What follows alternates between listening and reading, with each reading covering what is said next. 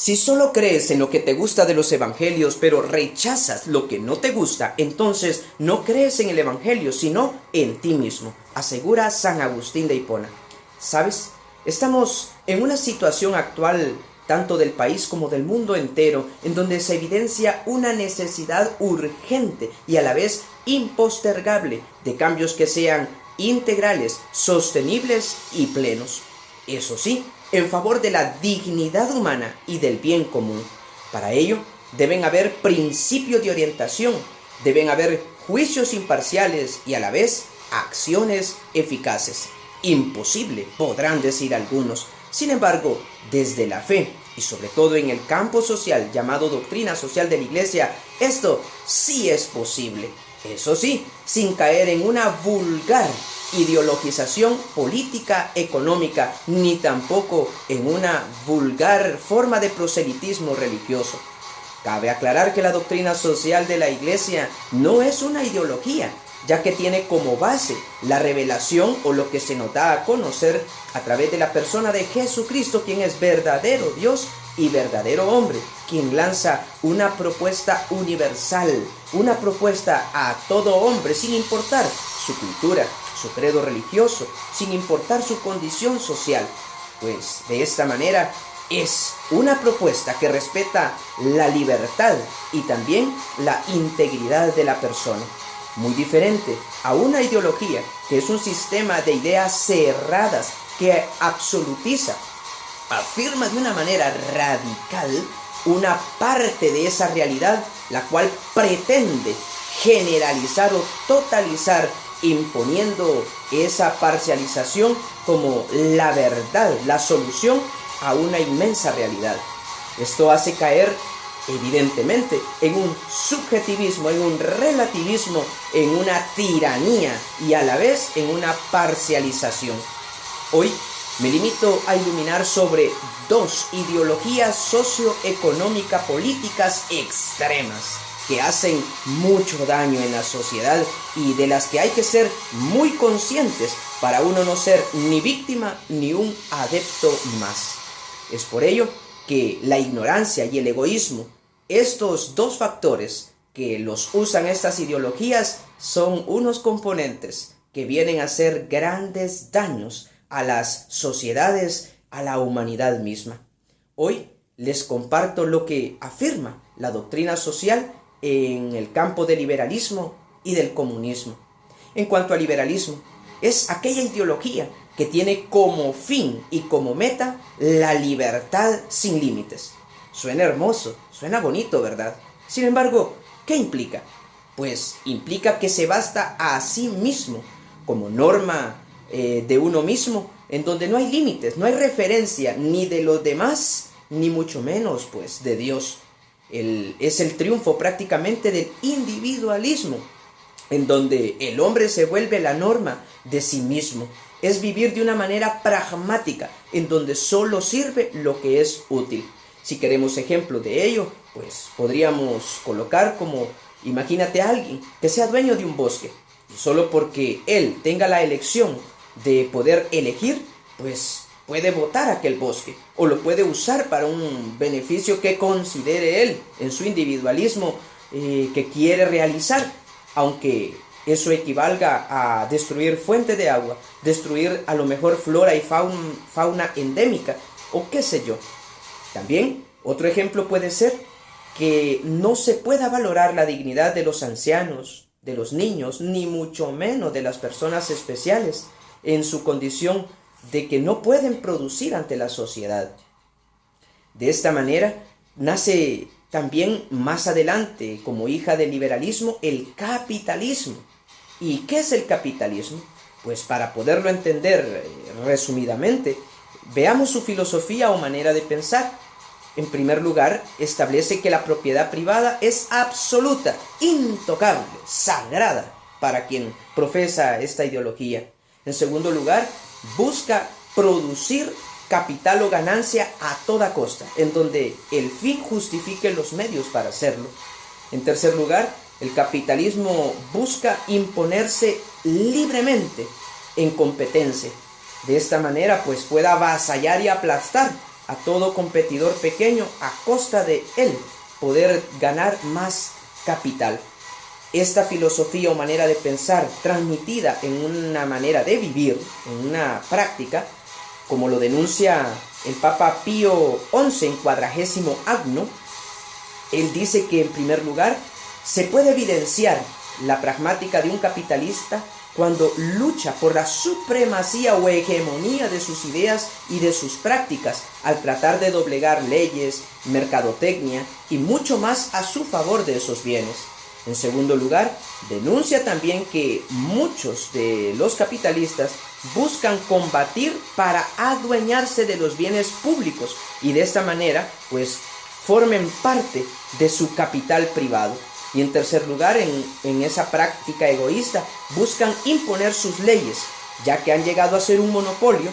De esta manera subyugan a sus súbditos, subyugan de una manera que esclavizan sin opción alguna para quienes ellos buscan imponer sus leyes.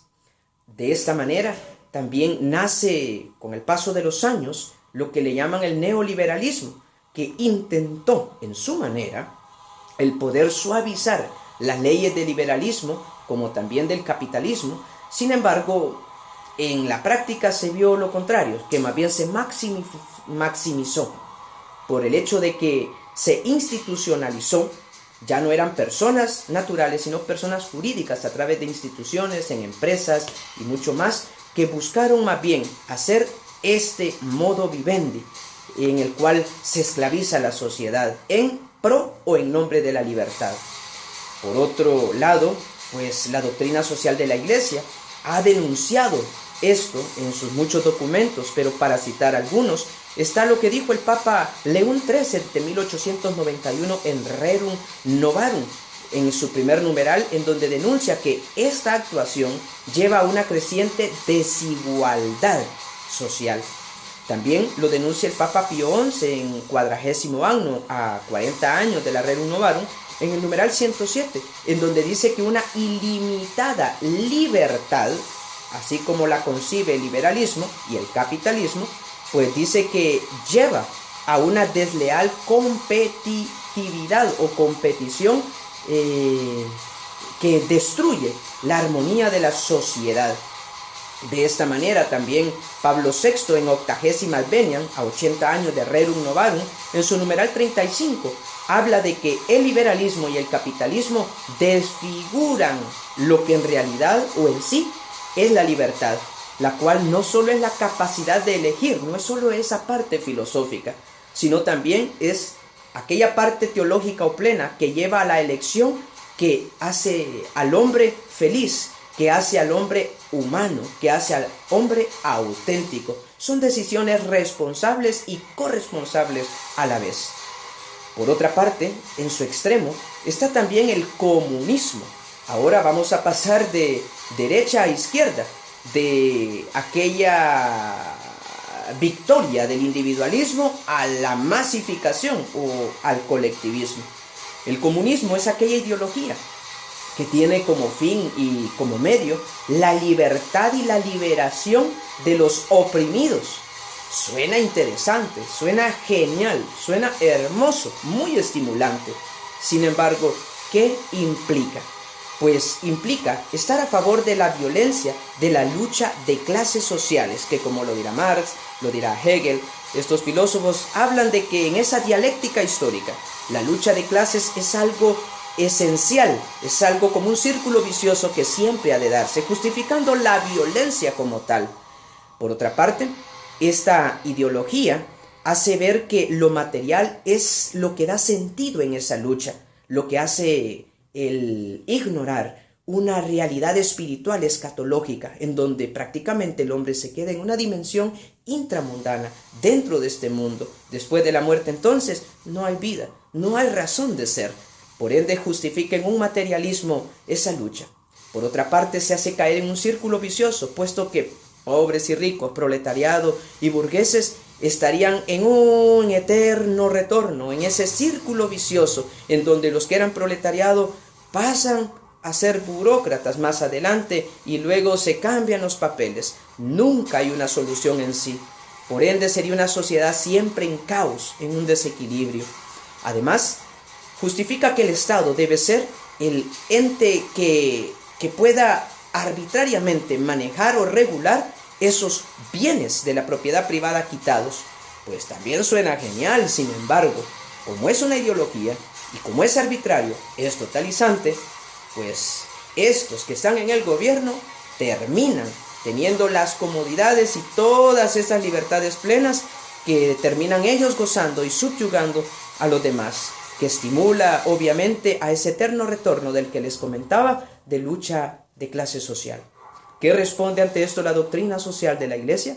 Pues responde, como lo dice en el numeral 33 de Rerum Novarum, que la propiedad privada no debe ser por el Estado eliminada, aniquilada, sino más bien equilibrada para asegurar esa armonía, ya que como también lo dirá Pablo VI, este Papa dice que la propiedad privada tiene doble función, el hecho de que ayuda personalmente a responder a necesidades personales. Ponte a pensar tú en tu comida, en tu vivienda, son bienes que tú necesitas personalmente para ciertas necesidades personales, pero que también no son absolutas, sino que están también en favor de los demás, están siempre a favor de poder prestarse, poder ayudarse, compartirse a los demás.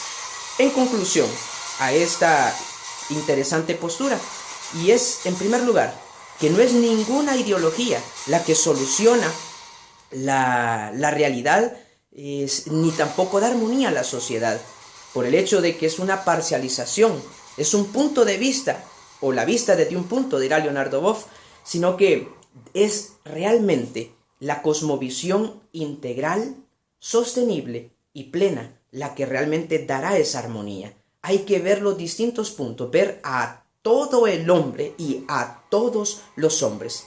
En segundo lugar, esto nos hace concluir que se debe realmente cada persona preocupar por involucrarse y participar para poder tener esta visión que ayude a una sociedad desde el cargo político, desde el cargo social en que tú estés, y de esa manera ayudar con esta convicción.